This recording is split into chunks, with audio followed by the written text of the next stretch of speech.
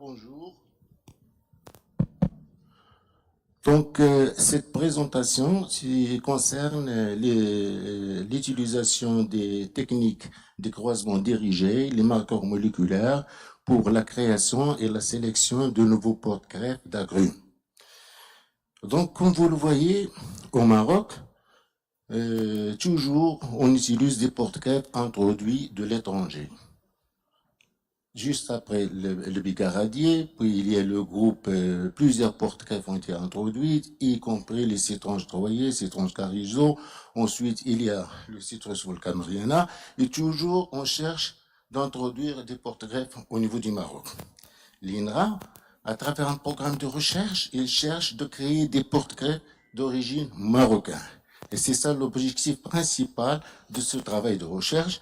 Et comme il a dit, Sil Othmani, que créer un porte-greffe ou se créer une variété, c'est pas un travail de courte durée. Ça nécessite du temps et de la patience. C'est ça la recherche agronomique.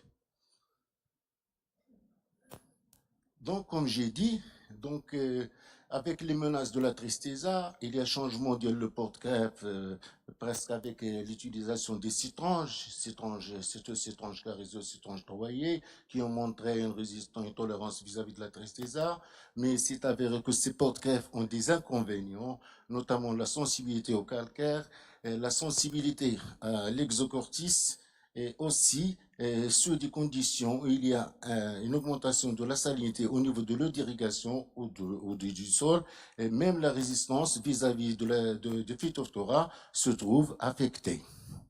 D'où la nécessité de la création et la sélection de nouveaux porte-greffes.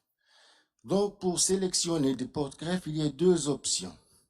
Soit par la fusion des protoplastes, comme a été présenté par Dr. William, soit par l'utilisation du croisement dirigé. Donc,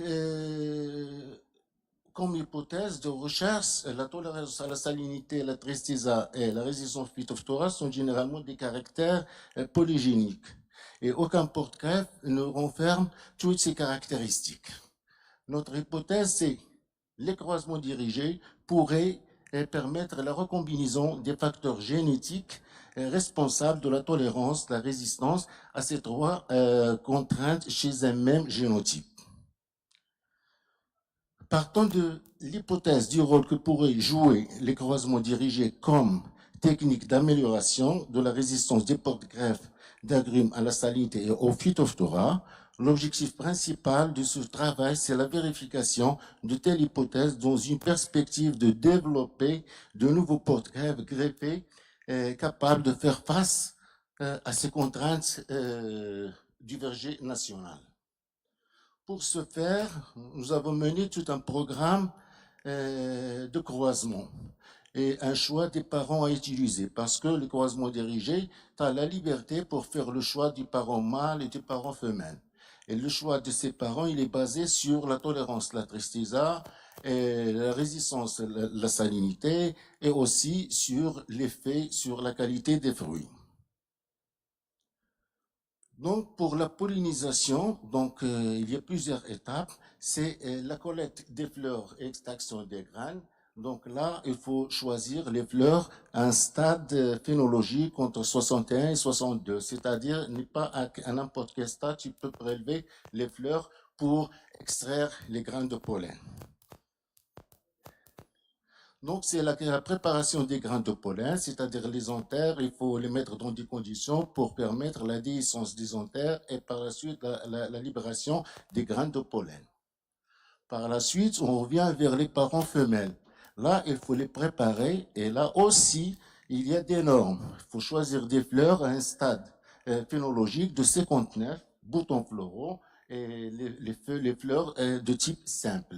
Là, il faut commencer à faire l'émasculation, l'élimination des étamines, puis il faut l'englober les rameaux avec un manchon pour ne pas permettre à des pollinisations accidentelles. Voilà Au stade en thèse, c'est-à-dire, comme j'ai dit, c'est pas à n'importe quel stade tu peux faire la pollinisation, c'est le stade en thèse, c'est-à-dire là où les fleurs ayant une réceptivité maximale vis-à-vis des grains de pollen. On procède à la pollinisation via un pinceau jusqu'à la saturation des stigmates, puis recouvert des fleurs et ensuite l'obtention des fleurs. Donc, les fleurs récoltées 7 mois après la pollinisation, puis il y a l'extraction des semences, puis le semis et la préparation des plants. Donc là, on constate que, en se basant sur la morphologie des feuilles, on a pu sélectionner 31 plantules d'origine zygotique. Et ces plantules d'origine zygotique, ce sont les plantules issues du croisement. Parce que la semence d'un porte-greffe, il peut te donner des plants zygotiques, comme il peut te donner des plants niculaires. Et les plants niculaires sont identiques morphologiquement, génétiquement de la plante mère. Donc là, ce qu'on cherche de créer, donc il faut voir les embryons d'origine zygotique. Donc, ces plantules ont été multipliées par bouturage pour faire une amplification, pour avoir du matériel végétal pour faire le travail. Donc, les plantules issues ont subi 2 analyses. La première, c'est la cytométrie en flux pour voir le niveau de fluidité, et aussi la caractérisation moléculaire en utilisant 2 paires d'amorces. Ces porte-greffes ont subi un test d'évaluation vis-à-vis de la salinité en utilisant 2 concentrations de sel, 80 et 40 millimoles. Les paramètres, on a utilisé plusieurs paramètres physiologiques et morphologiques pour évaluer la tolérance de ces porte-greffes vis-à-vis de la salinité. Aussi pour le Phytophthora, on a utilisé un Phytophthora qu'on a isolé à partir d'un cas de gommose, puis on a fait un test de pathogénicité pour voir vérifier le degré de pathogénicité de cet isolat. L'inoculation, on a utilisé un test rapide, consiste à inoculer des baguettes de plantules par cette souche de Phytophthora. Et c'est un test rapide qui te permet d'avoir les résultats après 2 à 3 jours par la mesure de cette lésion développée sur le voie du dragon. Donc, comme résultat pour l'analyse moléculaire de ces nouveaux porte-greffes, nous avons constaté qu'il y a un polymorphisme uniquement pour un seul locus. L'analyse de ces marqueurs révèle que toutes les plantes testées sont hétérozygotes à ce locus et ont des allèles en commun. Donc la classification hiérarchique nous a permis de confirmer l'origine parentale de 14 hybrides. Aussi, la classification hiérarchique nous a permis de confirmer la nature hybride de 14 hybrides de porte-greffes. Ces porte-greffes ont été évalués ou analysés pour le niveau de fluidité. Nous avons constaté que la majorité, l'ensemble des nouveaux hybrides sont diploïdes. Par la suite, l'évaluation de ces porte-greffes vis-à-vis de la salinité a montré qu'il y a un effet significatif de la salinité de l'eau d'irrigation sur toutes les réponses morphophysiologiques des hybrides à la salinité, à l'exception du poivré. Donc, une analyse en composante principale nous a permis de sélectionner 5 hybrides A50, A56, A92, A54 qui ont été tolérés de concentration croissante de sel. Par ailleurs, pour le Phytophthora, le test rapide nous a permis de sélectionner 5 porte-greffes qui sont résistants à ce Phytophthora, ceci par des tests rapides. En conclusion, ce travail a abouti à l'identification de 14 plantes considérées comme des hybrides, l'analyse du polymorphisme d'un locus SSR a aidé à identifier les origines parentales de ces hybrides, 2 hybrides, ce qui est très intéressant, 2 hybrides confirmés combinant la tolérance au sel avec la résistance à Phytophthora citrophthora ont été identifiés. En plus, ces hybrides sont issus de parents tolérants vis-à-vis de la tristeza. Les porte-greffes sélectionnés H56 et H92 sont actuellement propagés par bouturage et greffage à l'INRA afin d'être testés ultérieurement comme porte-greffes dans des essais au champ multisites.